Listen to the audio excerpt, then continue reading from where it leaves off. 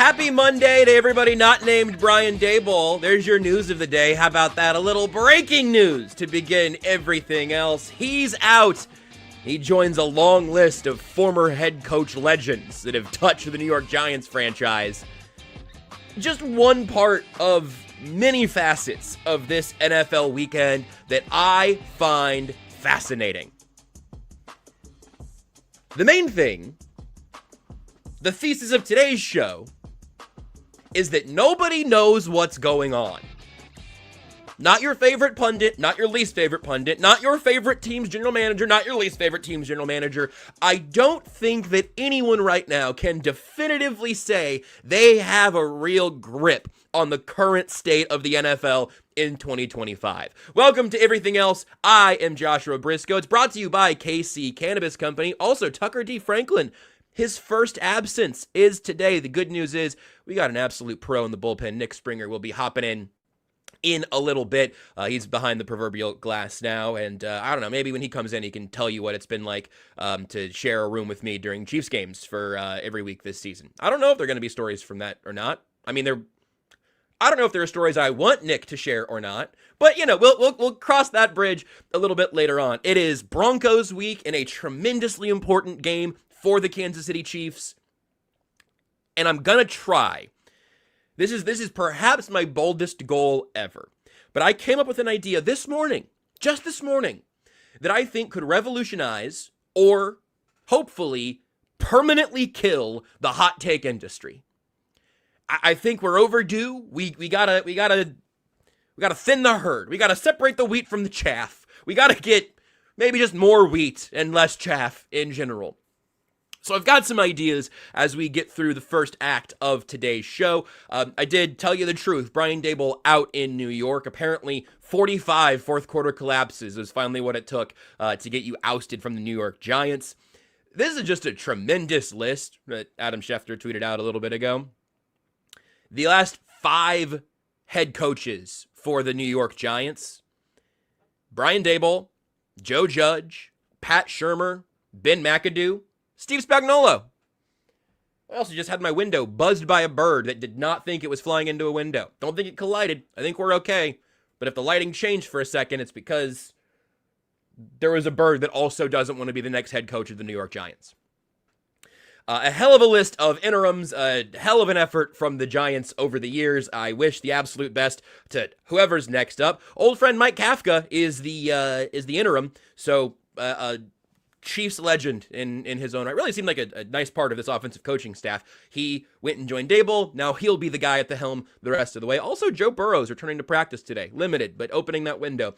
Something to keep an eye on in the larger AFC conversation. The Bengals are 3-6. That's probably sailed, that particular ship. But here's the question that I asked on socials yesterday that I'll ask you again today. I want you to really think about it, not just through Chiefs lenses, but obviously where the Chiefs stand on this helps the exercise. I'm going to give you the AFC playoff picture, the seeding in the standings right now.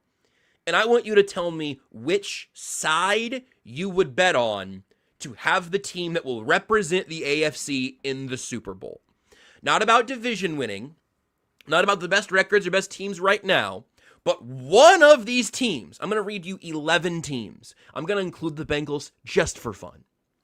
I'm going to read you 11 teams. I'm going to cut them in half, and you're going to understand what we're doing here, okay?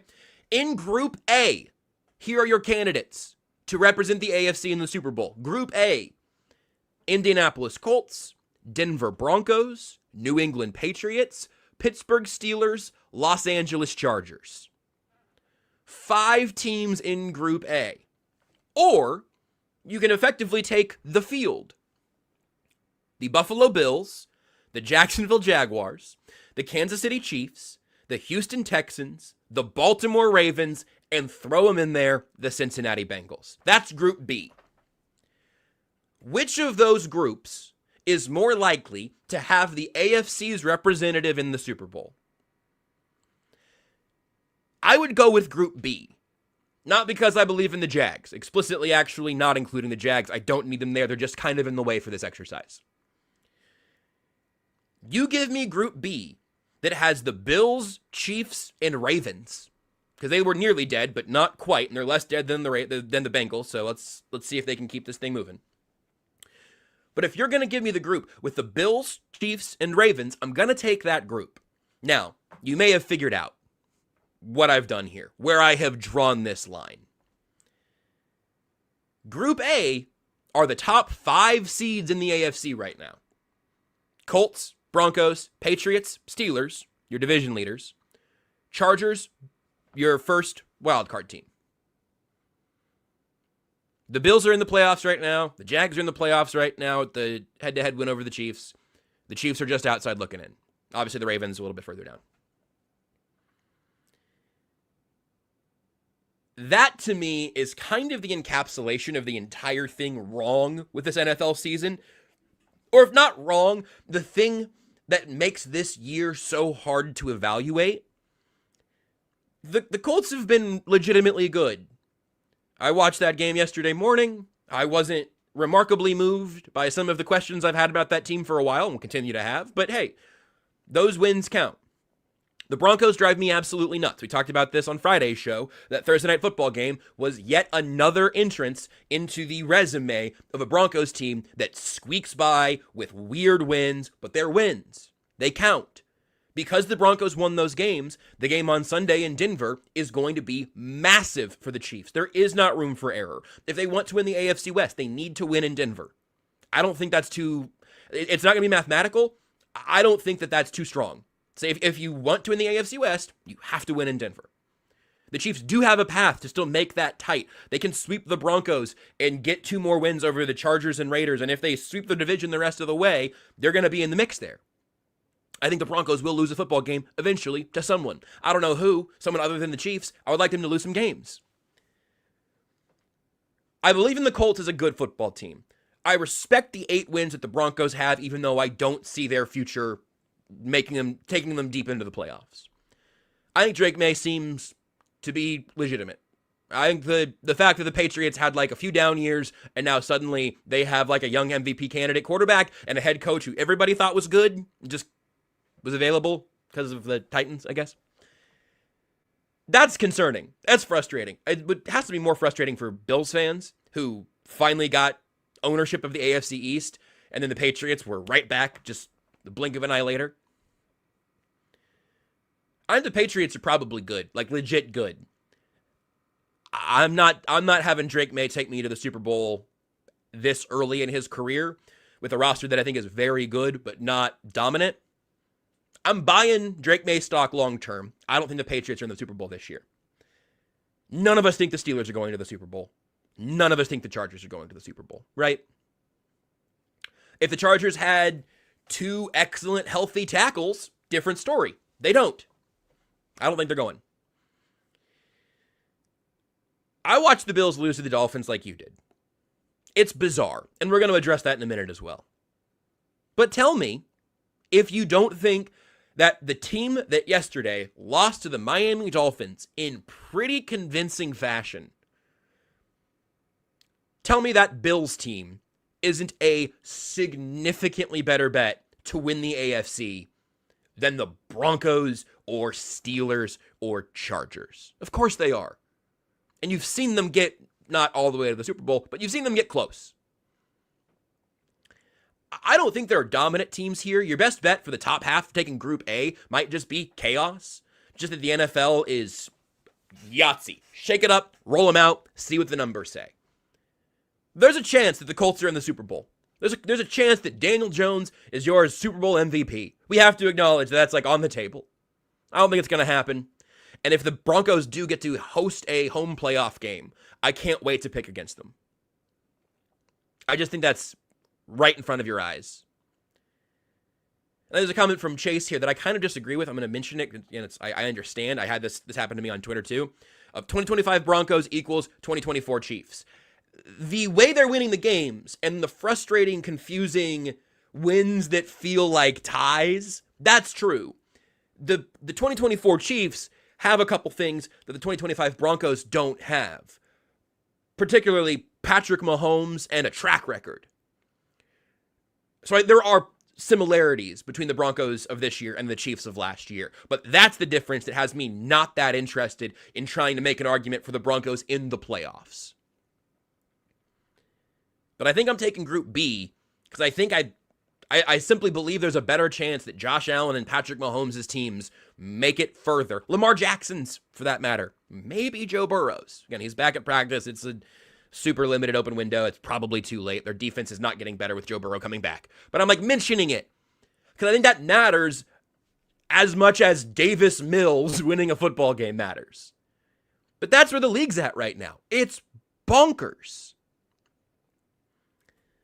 So here are a couple of things that I would like to do that might make us a little bit healthier through the next few weeks.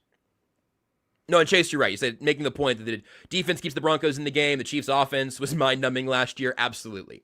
There are similarities in how they've gotten there, but the difference for me is what we'll see in the postseason, and it's what we've seen from the coaches and quarterbacks and the organizations altogether.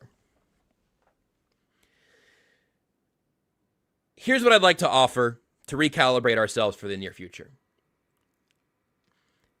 The first thing we have to do is acknowledge that our lives will be better and easier and healthier when we stop trying to use the Chiefs as the measuring stick for the rest of the NFL.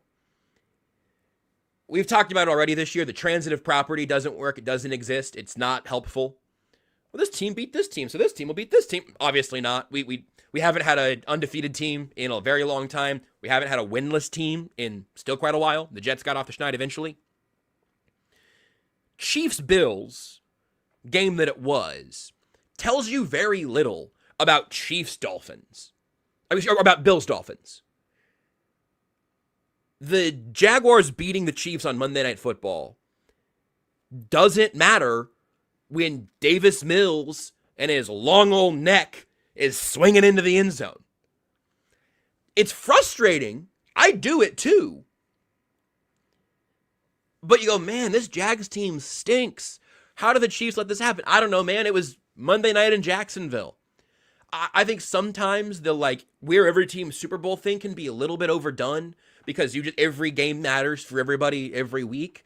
But I was first in line to make the joke yesterday because I think the Bills deserved it. The Bills against the Dolphins yesterday was just them dealing with the Super Bowl hangover. There is truth to that. There is truth to other teams coming to town and using the Chiefs as their measuring stick. Hey, I know we're the Jags. I know I'm a first-year head coach. I know Trevor Lawrence hasn't been the guy we wanted him to be. But the Chiefs are coming to town. They're coming to Jacksonville Monday Night Football. And if we beat the Chiefs, everybody's going to respect us as a contender. We're going to show the rest of the world that we deserve to move up in the power rankings. We're going to prove it here now against the Chiefs. But, as they say, for the Chiefs, for the Jaguars, that was the biggest game of their season.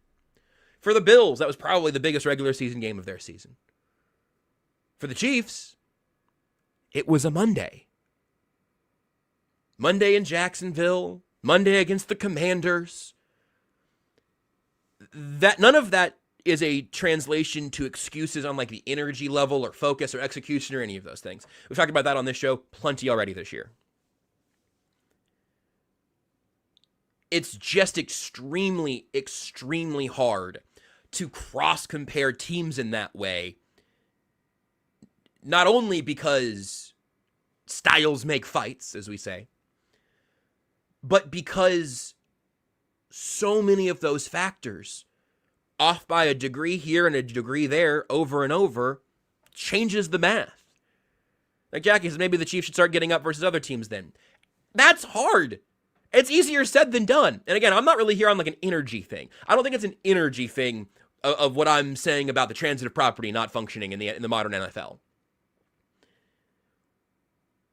You can tell Travis Kelce that Monday night in Jacksonville is his Super Bowl. He's played in real Super Bowls. It does just function differently. Why didn't the Bills bring that energy against the Dolphins yesterday?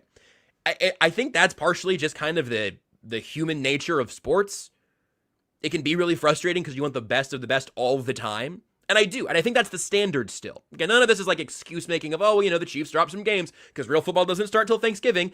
I hate that stuff. You know I hate that. You've heard me yell at Nate so many times because I hate real football doesn't start till Thanksgiving. Football does start before Thanksgiving, and you can snooze it to Thanksgiving if you win. Important football doesn't start until Thanksgiving if you're 8-2. The Chiefs don't have that benefit. I did see a comment a second ago. VF is epic. I fear hindsight is going to make us regret not giving up a third for a sure bet at running back to get out of the constant failures we have drafted in that position. I do want to give you one stat from Dolphins Bills that does make me sad. Devon Achane, this is from Next Gen Stats. Devon Achane gained 195 yards after contact. 165 rushing, 30 receiving against the Bills, the most by any Dolphins player since at least 2017. Achane forced a career-high 11 missed tackles, gaining 100 yards after forcing a missed tackle. That's nasty. That's sickening. That's disgusting.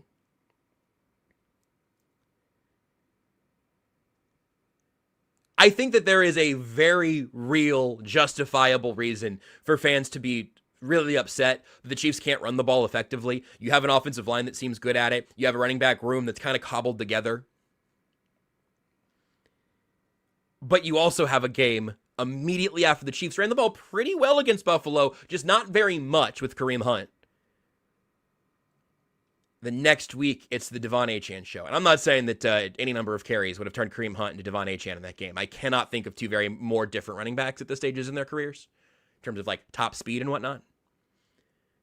That is frustrating, though, because you want to be able to win games that way when that's there for the taking. To VF's point a second ago, trading for Breece Hall would not have solved that in the long term. Trading for Breece Hall would have gotten you for the rest of this season. And then your free agent spending could give you Breece Hall for years to come. But that's the reason why I think that trade probably got gummed up in the works. Was, all right, man, we can part with a fourth for a rental with the hope that we're going to have you stick around next year. It's a lot harder to do with one of your very few top 100 picks.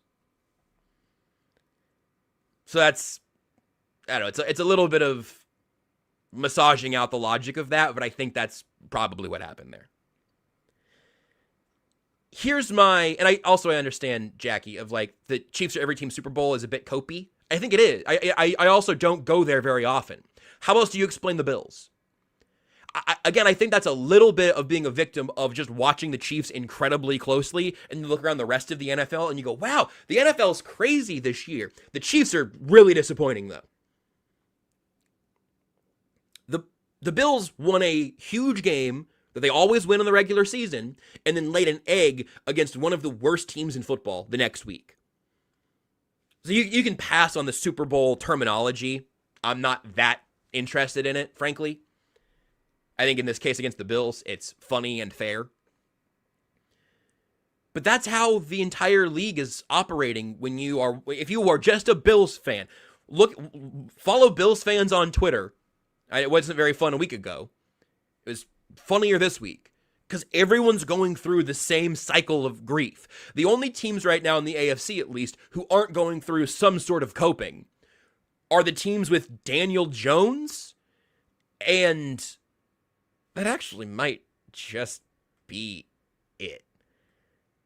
I don't even know if Broncos fans feel like they've got the goods entirely. They were getting booed at home against the Raiders because they scored 10 points, and 3 of those were a gift. So I do think that's just how the league operates, which is why I'm introducing a new invention for you today. This is going to change the world. It's going to change the hot take industrial complex, maybe kill it permanently. Here's an invention that I'm going to share with you. Take it, share it amongst the world, impose this on other people. Here's what I think we need. Sharks, I am introducing my new invention, the hot take incubator. When you have a hot take, when you believe something is true, when you've learned a new piece of information, you think, that's pretty interesting. I think I'm going to make that a good chunk of my personality today. That's fine. That's fine. Take that information, file it, take that little egg, put it in the incubator. Do not touch it for 2 to 4 weeks, maybe longer. Let it sit, see if it hatches. Or in 2 to 4 weeks, maybe you're going to look at your hot take that says Josh Allen is clearly the best quarterback in football, and you're not going to want to hatch that one open after he fumbles the game away to the Miami Dolphins. And maybe you will. Maybe, my hot take incubator now, I don't actually believe this, but I'm going to go ahead and put it out there. I'm putting this egg in here of, oh man, Josh Allen can't beat the Dolphins. Josh Allen can't beat bad teams. Josh Allen can't, he's a fraud. Okay, that seems harsh right up front. Put it in the incubator. Come back in a couple of weeks. You know what's going to happen in the next 4 weeks? Josh Allen's going to do some crazy bleep you've never seen before. He's going to look amazing. He's going to look like an MVP again. That'll happen. At some point in the next 4 weeks, Josh Allen's going to have an MVP moment. And you can go back and you go, okay, you know what? I'm kind of embarrassed to hatch this egg. I'm just going to go ahead and feed it to the foxes. Is that a thing? I don't know.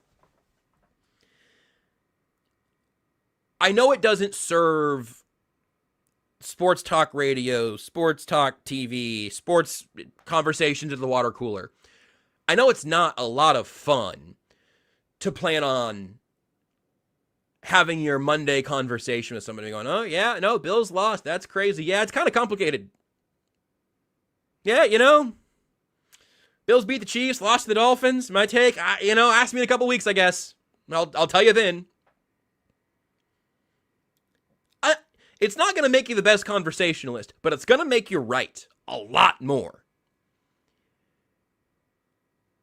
You don't always need to have the gym takeaway week in, week out. And frankly, I have had times this year getting ready to do this show or Only Weird Games or whatever, and I've looked at my notes and I've gone, well, this is like the 4th time this year when one of our topics has been the NFL is crazy and everybody's the Chargers. But do you know what? It's been true every time. I'm not obsessed with being right. I'm okay swinging and missing.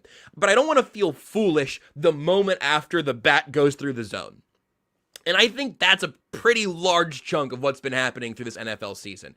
Every day, you look at Steven's A-list, and if he's not playing solitaire, he's telling you that one of these quarterbacks stinks now and one of them's better than Mahomes. Okay, I'm going to do something else. Back-to-back comments from Jackie and VF is Epic. Jackie says, I constantly wonder to myself, how did sports media get here? VF is Epic says, how do we get people to stop clicking on and engaging the MVP debate hot take machine, though? I don't know. If I knew that, I would have opened with that. The best I've got right now is the hot take incubator. I do think, like Tom Lester says, oh, it's hot take incubator. I guess you want sports talk radio to die. I do want it to change. I think all of this should change.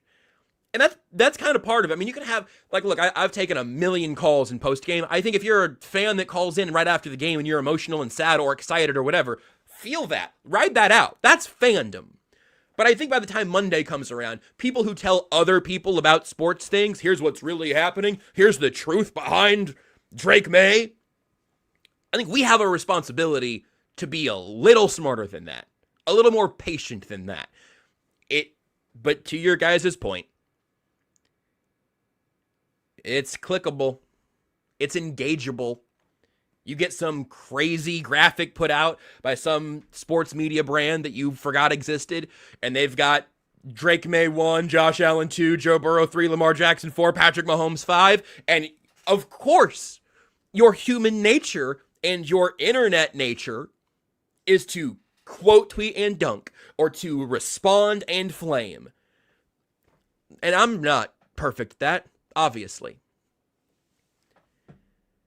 But that's the game that we play, and that's the rot at the core of so much of this. And frankly, last thing on this topic, it's more fun to ride the roller coaster.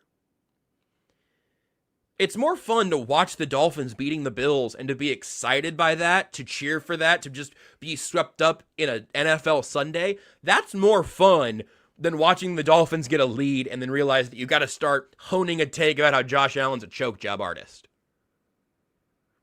There's more joy to be had in sports than most people are finding in it, and I think that's pretty telling. I've been talking absolutely plenty today, so I'm going to tell you about our dear friends at KC Cannabis Company. Then we'll take a little time out, and the Nick's going to come in, and Nick is actually going to fix sports media for us. He said he has the answer definitively, so we're just going to go ahead and let him do that. And here on KC Sports, Nick work. I would have maybe worked written out, didn't really work in audio, judging by how hard I hit the speed bump there. You know where you can just get the answers. You know where you can get the advice, the guidance that you need from our friends at Kansas City Cannabis. You can check them out online at kccannabis.com. Of course, it's for adult use only, 21 and over. Here's the deal. Kansas City Cannabis is from Kansas City. It is in Kansas City. It is crafted by Kansas City for Kansas Cityans. It is a truly local cannabis company that's here for you. They've got 5 KC area locations: KC North, Blue Springs, Kearney, Excelsior, and Lottawanna. And they do such a good job of meeting you wherever you're at. If you need a little bit of education to figure out the whole cannabis experience and what's going on, what might be good for you, what maybe you aren't that interested in, ask one of the bud tenders at KC Cannabis. They will never make you feel silly for asking a, quote, dumb question. There's no such thing. There are so many details and there's so much to learn throughout this process. You need to have trusted people who can tell you, lead you down the right direction and say, hey, this sounds like the right thing for you. This sounds like the right thing for you. I think that is so valuable. You don't want to go in blind and not knowing what exactly you're looking for. Don't go in, cover your eyes, and then just point at a shelf. These are the people that will tell you what you ought to know. They are an incredible resource, the bud tenders at KC Cannabis. They're there for first-timers, seasoned veterans, enthusiasts, newbies, wherever you're at. 21 and over, they are your people. Plus, Kansas City Cannabis is hosting their Grass Station event at the Blue Springs location on Saturday, November 15th. That's this Saturday from noon to 5 p.m. They've got Vivid Cannabis and Local Cannabis, 2 more local companies that KCC partners with. There'll be deals, giveaways, raffles. You can get all the details for that at kccannabis.com. Looking for premium products in Kansas City? Whether you're new to the world of dispensaries or a seasoned enthusiast, we've got just what you're looking for. Proudly Kansas City owned and operated, with 5 convenient locations in Kearney, Blue Springs, Excelsior Springs, KC North, and Lake Lottawanna. And our knowledgeable team can help educate and guide you so you can feel confident in every choice you make. Come see for yourself what makes us the most trusted name in Kansas City. Look at this! It's Nick Springer. That's not Tucker Franklin. No. That's Nick. Nick, are you here to solve this for us? Also, by the way, damn, I came fitted with the sport coat for the show. You know, rightfully so. I kind of want to just let you go full screen for a second, so people can see the lapels and the Adidas logo in the middle. You look. This is maybe the most. Screen. That's just me. I don't need to be full screen anymore. You look like you are ready to run some NIL deals at KU right now. Like this, I would send my kid to college if you were the one handling their endorsements. Oh yeah, that's good stuff. Let's go, baby! Come on. Although it was a tragic weekend for KU sports fans. KU basketball loses to North Carolina. KU football loses to Arizona. Even the KU women's soccer team lost in the Big 12 tournament final against BYU.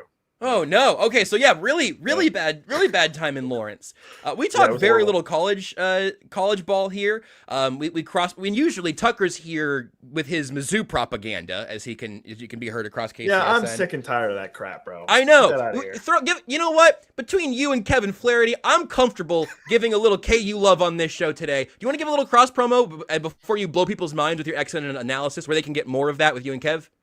Yeah, sure. Yeah. So on KC Sports Network, myself and Kevin Flaherty host a KU show called the KU Podcast. And if you're a KU fan, you should come check it out.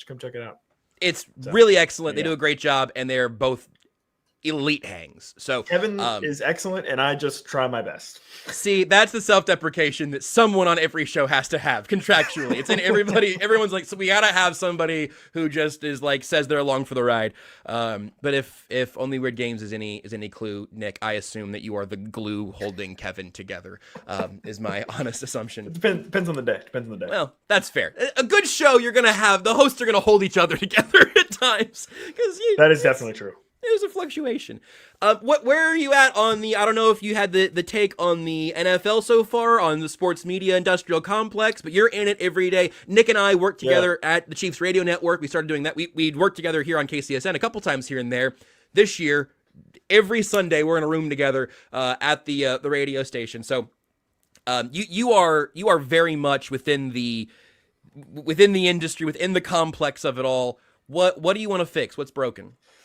Oh boy. Well, first of all, I love your idea of the hot take incubator. I think it's as a shark, I'm willing to invest I'll invest $10 at 50% stake.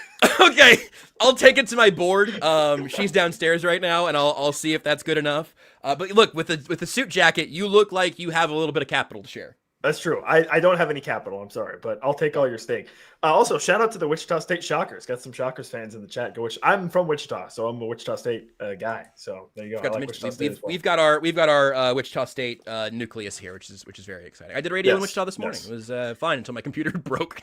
So my hot take that I've been incubating for actually several years now, Josh. This is going long beyond your theory. I love this. Several years. I am convinced. And I have been proven correct. Well, it's kind of weird. I technically have been correct, but I'm not correct yet.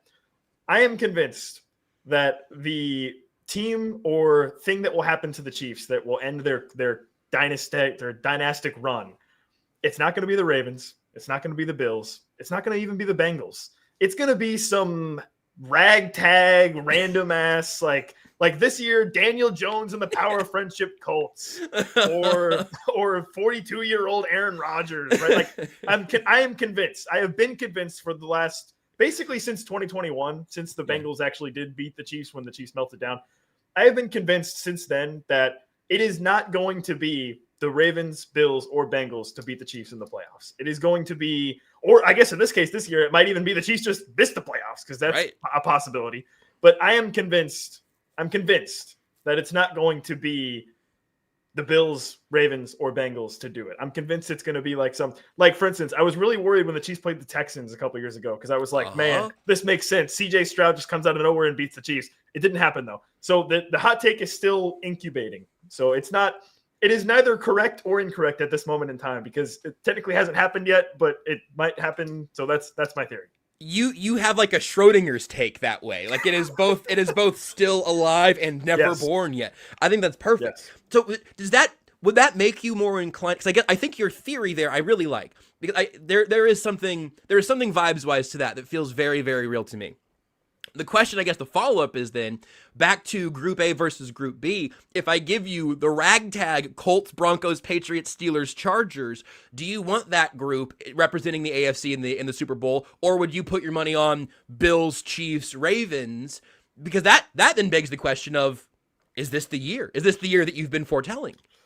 It's possible. It's very possible. And I look at Group A like, that might be them. That might be it. This might be the year, and but I will say this also, part of my take is that I think it's also possible that like the Bills, for instance, would get over the hump by playing the Colts in the AFC title game, right? Like the Colts beat the Chiefs, right? And then Daniel Jones goes to the AFC title game and looks like Daniel Jones from the past 5 years.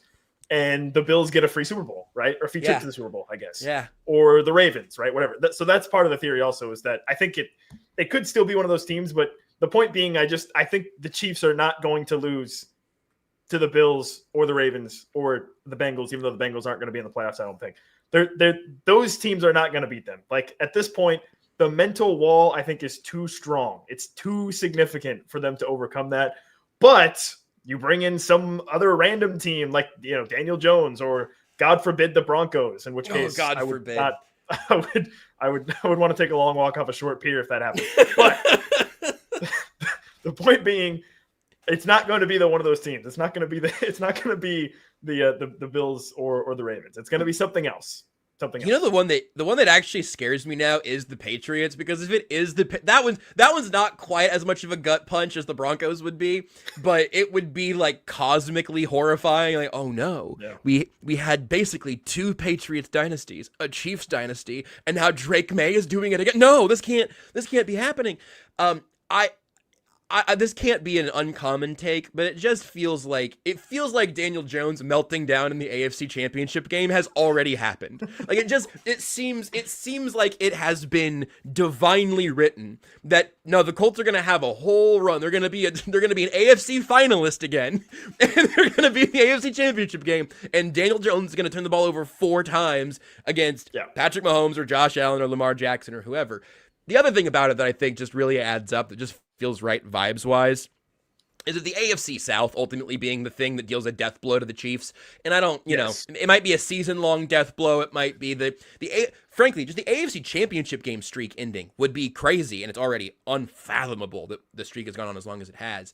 But they have the bleeper rounds Jags game. They always have games like this against the freaking Colts and Texans and Titans. Just the AFC South is always a curse on my soul, and I feel like this year we're on a collision course. And it's by the way, I know we're all talking about Chiefs Broncos. Chiefs Colts is next. Yeah, that's the scary part, is that the 2 most important games of the Chiefs season are next. The 2 next games. Yep. Between the Colts and the Broncos. And it's so funny because if they win both of those games, Super Bowl's back on. You know what? We're here. We're there already. But if they lose one or even worse, both, then it's like the season's over. I mean, if you're 5-7, is the season over? Are the Chiefs cooked at that point? 5-7 with losses to the Broncos and Colts would leave them. I'm gonna then play optimist, which I don't think I'd be feeling after 3 straight losses, including a bye week. Yeah. But you get the Cowboys on Thanksgiving, at the Texans, the Chargers, at the Titans, another Broncos game on Christmas, and then the Raiders in Week 18. If you win out from there, you're still a playoff team. I think that makes you 11-6. Yeah. You'd be 10-7. 10-7. Is that the math? Because they're 5 oh no, I guess you're right. No, you're right. I'm an idiot. I can't do math. No, you're right. That's okay. 5-6, I'm still mad that we have 17 game seasons. I have still not recalibrated that. That's why it took me so long to go. For some reason, my brain has already just assumed the Chiefs are 5-5. Because, well, listen, that's not because you're a hater. It's because we're currently going into the worst case scenario timeline to figure out. Boy, that is a terrible omen, Nick. That you're like, yeah. So after they lose to the Broncos, a thing that's going to happen. Like, oh no, what does Nick know? I hope it doesn't. I hope it doesn't happen. I gotta say, go ahead. It does feel divinely written that Daniel Jones in the divisional round against the Chiefs throws like 4 touchdowns and 300 yards, and the Colts win. And then he goes and plays like the Bills in the Super Bowl or in the AFC Championship game, and he throws like 3 interceptions and they can't do anything. The Bills win. And then the Bills go to the Super Bowl and Josh Allen like throws like 3 interceptions and chokes and loses to like, I don't know, whoever, insert NFC team here. Which is also hilarious. I'm so with you. Everything you just said is so funny I think accurate until the point of against whoever in the NFC. I don't know. Because who do you like there? The most impressive team in the NFC this year, I think, has pretty clearly been the Seattle Seahawks with Sam Darnold. It's like, that can't be right. That can't be it, is it? If we got Sam Darnold versus Daniel Jones in the Super Bowl, I don't even know what I would do. We would never recover. I would have to, the hot take incubator would have there'd be no reason for it because we would just be in a totally different timeline. Yes. The 1 seats right now were Daniel Jones and Sam Darnold. Do you know how hard I would have bet against that 9 weeks ago? I also think one of the other funniest possible outcomes, I guess if you're the Bills, the worst possible outcome is like the Bills finally beat the Chiefs. Okay, let's say they beat the Chiefs in the playoffs in the divisional round. They beat the Chiefs. And then it's Drake May and the Patriots in the AFC title game, and Drake May beats them and the Patriots, and it's like the start of the Patriots' 3rd dynasty, right? Yes. Like the Bills have had this dominant run where they can't do anything because they just lose to the Chiefs every year. They finally beat the Chiefs, and here comes Drake May from the top rope to just fucking pile drive them and go on and win the Super Bowl and start of Patriots Dynasty 3. I think I think that's the funniest next like 5 to 10 years of the NFL is that we spent all of this time in the last 5-ish years of the Chiefs are at the mountaintop and the Ravens and the Bengals and the Bills are just trying to claw up to get past the Chiefs. Again, the Bengals did it once and they've been coasting off that ever since.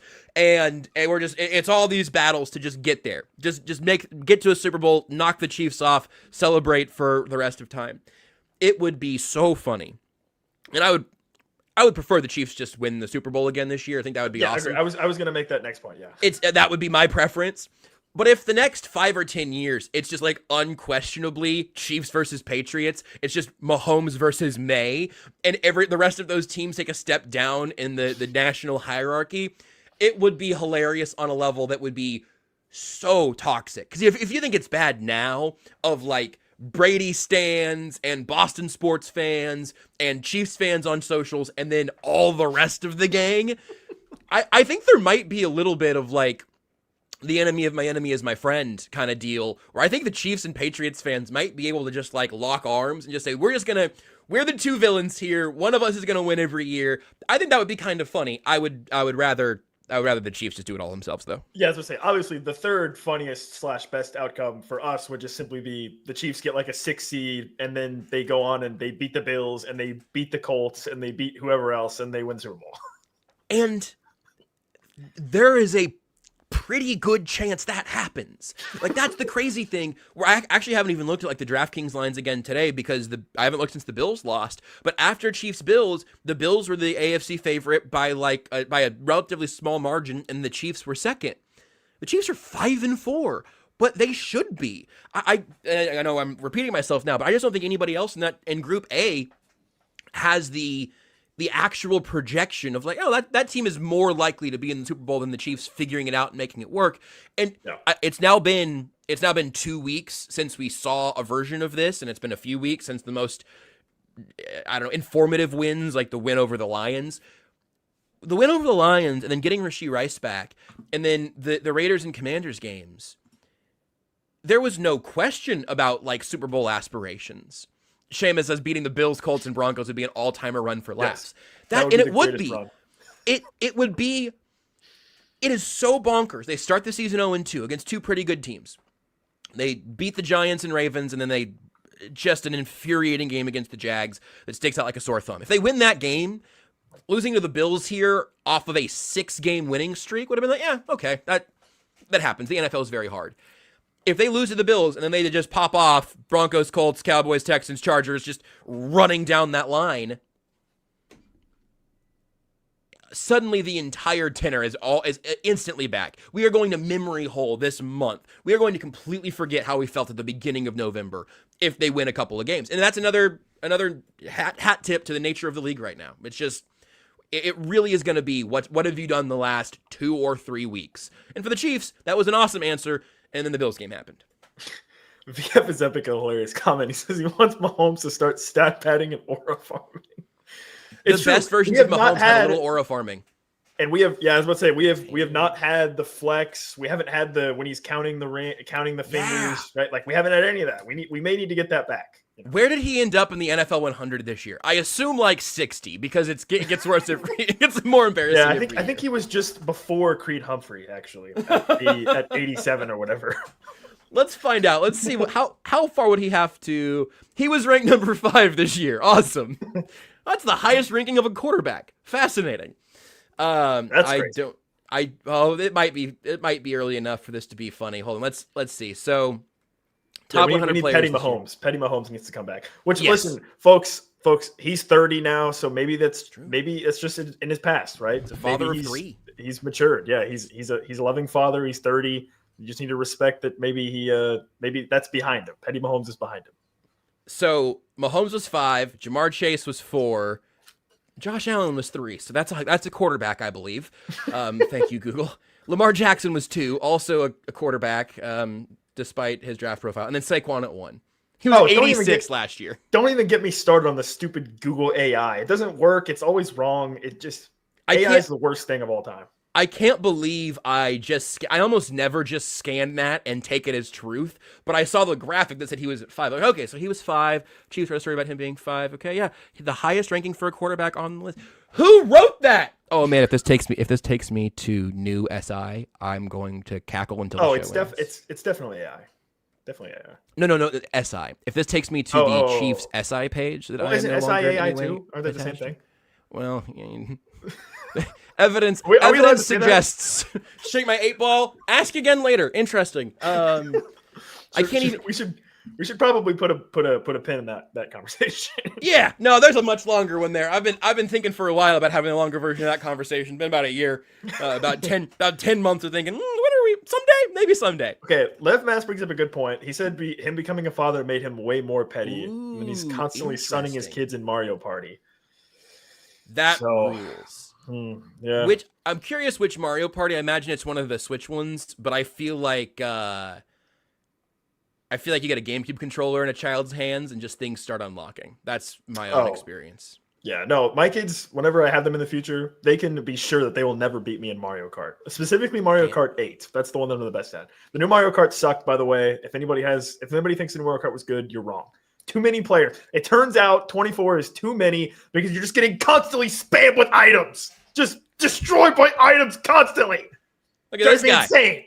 Look at this. We're in our multimedia roundup. Nick, we honestly don't have to take another break. Let's just roll right through this. Much like Mario Kart World, let's just zip right into phase 3 of today's show, because we're going to talk about some video games today, and you opened it right up there. I will say that I enjoyed Mario Kart World, but I have not returned to it in a serious way since the shine kind of wore off. The open world thing was a little bit disappointing, and it is a very hectic experience that you are alluding to. Also, 8 has so many courses that came out over the years. It was it was impossible from the jump, I think, for Mario Kart World to stand up to that. I think 8 is definitively, or I guess I should say, I think 8 is the definitive Mario Kart game still. Yes. That's a hard mountain to climb. I don't hate this take at all. Yes, 100%. By the way, on Neo Bowser City on Mario Kart 8, I grinded time trials and I got within 4 seconds of the world record. So oh my god, that out there. That's awesome. I didn't know you were played such a fiend. 8 hours straight one time, just grinding time trials. It was crazy. I can't live that way with time trials. This is generally a problem with me in video games. I've never played any of the Souls games. I've played them. Have you played them well? I don't have the capacity to lose and just play boss fights over and over and over again. It drives me crazy, and so I don't try anymore.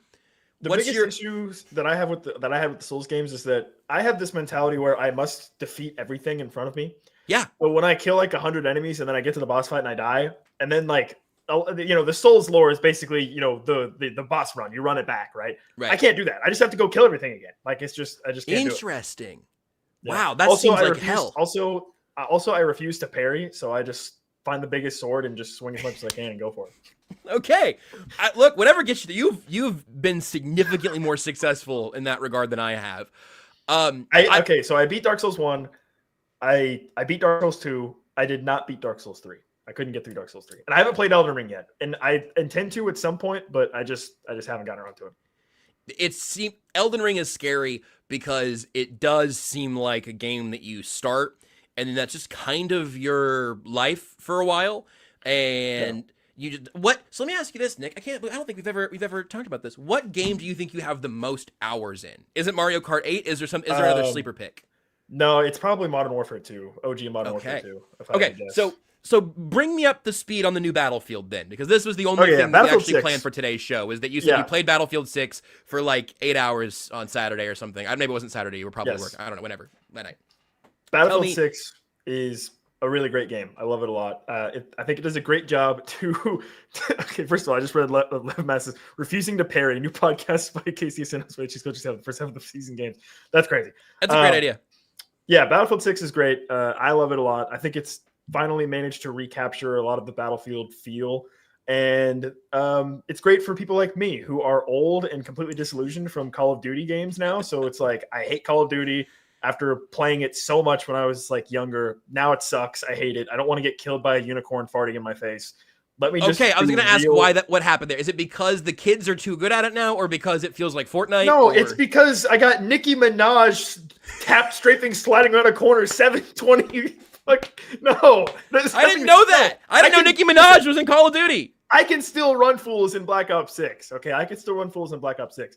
But no, I don't. I know I don't need to be killed by a guy shooting gumballs at me using a Bob's Burgers skin or whatever. I don't even know. Like Beavis and Butthead are in the No, yeah, it's ridiculous. I had no idea. I've boycotted Black Ops 7. I've boycotted actually all Call of Duty games. That's awesome. See, Jackie Moon brought up, Call of Duty trying to copy Fortnite, which listen, I get it, okay? Because they're trying to make the most money and they recognize that if you can rope in the 13-year-olds who can steal their mom's credit cards and buy $18 billion worth of Call of Duty V-Bucks or whatever the hell they call them, coins or whatever, that's the way they can make the most money. So I get it, right?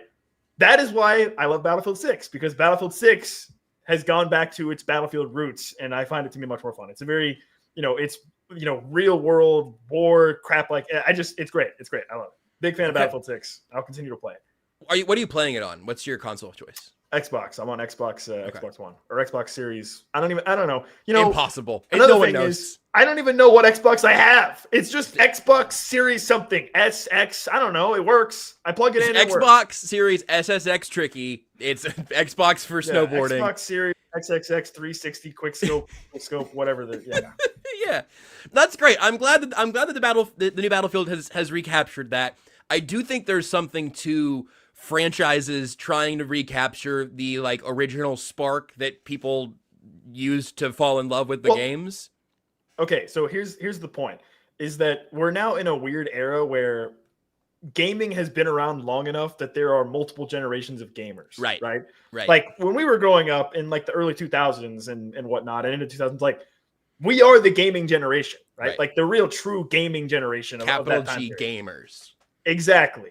But now it's been around for so long that you've got different sects, you've got different generations of gamers. So that's where you've entered into this weird situation where you see some franchises are trying to either capitalize on the monetization aspect of it, right? Well, like Call of Duty, for example, which I think is what they're doing. But then obviously for people that are, have jobs now that are 25 and older, they don't really necessarily want that anymore. I don't think. I certainly don't. So I don't know, No, I think that's great. I think that's a fascinating place where the industry is at. I am old and washed. I acknowledge that, but I'm still good. Okay, I'm still good, guys. I promise. Yeah, I don't need to be the best. Listen, I just need to. I'm not. Some 33-year-old out there is still having nightmares about Big Stinky 097 quickscope mill over and over and over again on Russ on MW2. I promise. Big Stinky 097. Yep. That was the gamer tag for me when I was 13, 14. I would like for you. Did you do one of the sporting or current media games at one point? Yes, I did the current media game with Tucker. Yeah, and Nate Taylor. It was me, Tucker, Nate Taylor, and Jimmy Mack, who does KCSN stuff too. Did you consider getting Big Stinky 097 or just Big Stinky number 97, Big Stinky O number 97? I love your CBS Sports banner that's back there, but I would like to hang your jersey next to it. I have my KC Current Media jersey actually right behind me. You want to see it? Yeah, actually, mine's over. Yeah, which by the way, this is. I really did. Apologies. Don't judge my pants. I mean, if they're you bent over and I'm seeing. You're wearing the suit pants. Oh, that's sweet. Look at that. It says Springer 29, not Big Stinky 69 or whatever you said. But 29 was the number that I wore when I played Little League sports for 3 years. I feel like that's also probably where I ended up pulling some of my numbers from. I feel like we got to hang that. We got to get your gamer tag up there somewhere and just keep building out the backdrop because that's absolutely incredible. So also with your Mario Kart take, that means you are also a Switch 2 owner, correct? My roommate is. I don't actually have it. Okay. So you're a Switch 2 player. Because Seamus asked earlier if the Switch 2 is actually worth it, which I feel like I give a little update on once a month now. Yeah, I honestly don't know because I didn't get it, but my roommate did, and so I play it there. The Donkey Kong Bonanza, I think, is the best exclusive still. But Lev Mass, by the way, is on an absolute heater. Don't judge my game. A new podcast hosted by Mike McDaniel and other coaches rocking the Capris. I'm wearing some tight sweatpants right now. We're cozy today. I woke up this morning and it was cold as Tootsies. Yep. Yeah, it's brutal. But hey, it's gonna be 75 again by I think tomorrow or Wednesday. Or I don't know. Yeah, it's crazy. It is. I'm glad you mentioned that because it's just I saw this earlier and I was like, well, This is stupid. Today it was 20 degrees when I woke up. Tomorrow the high is 62. Oh, cool. Okay, so maybe we get a little fall again. I don't know. It feels like Christmas today. Yeah, R.I.P. to the Current. Also, Riley. That was a very sad loss yesterday. I was gonna fire that off and say the same thing, which is we did a little Current talk when they clinched their spot, and I thought we might do a little more Current talk as the playoffs went on, and we won't be, which is pretty sad. I was like, it turns out having a player who's assisted or accounted for like 80% of your scoring not playing means that you're going to struggle. So and Michelle Cooper was out too. So kind of a double whammy there with no Cooper and no Chewinga. But it was really a sad weekend. And honestly, thank God the Chiefs had a bye, because with how this weekend shaped up, they would have almost certainly lost, because they would have everybody in the KC area, no matter what your sports fandom is, they lost. I saw some Missouri guy trying to chirp in the chat. It's like, bro, you just got stomped by Texas A&M. Like, what? It's okay. It's all right. We can all be sad together here. That's okay. We can all. This is a place for coming together. It's harder after a rivalry game when somebody's excited and somebody's sad. Yeah. This Monday here, nobody knows what's happening in the NFL, and all of the Kansas City area sports teams had a pretty rough weekend. Hopefully we made it a little bit better for you here on this Monday. It is 1:00 on the dot right now. Nick, any final words that you would like to share with the audience before we put a bow on this sucker? Oh boy. I hope the Chiefs win the Super Bowl first and foremost. I will be playing more Battlefield 6. So if you get killed by, I'm not going to say my gamer tag this time, because I don't want people to, I don't know, maybe. I feel like maybe you line up for the shot. If you want to duel with Nick, here's the gamer tag. You can tweet it out. You can put it on socials, whatever. I don't know. That's fair. Yeah, I mean, you can find me, I guess, if you want. But yeah, if you get killed by a guy who is really good, it's me. I bet. Big Stinky 068 is gonna absolutely dance on you. Nick, this has been a delight. Thank you for stepping into Tucker's big old shoes. And I'm pretty sure at bare minimum we'll do this again in December, if not sooner, because I think Tucker's got a little absence around the corner. I will, of course, talk to you several times over the next few days, including Sunday. My birthday is in December, so a little birthday show possibly. Yeah, so. Here's if you're wondering how Nick and I's relationship has grown. This year Nick is going to spend Thanksgiving, Christmas, and his birthday with me in a pretty small room with a couple of microphones and some buttons to push. How about that? Yep, I am going to be locked in a padded room, literally a padded room, because it's a studio. Locked in literally a padded room with Josh for 9 hours on Thanksgiving, my birthday, and Christmas.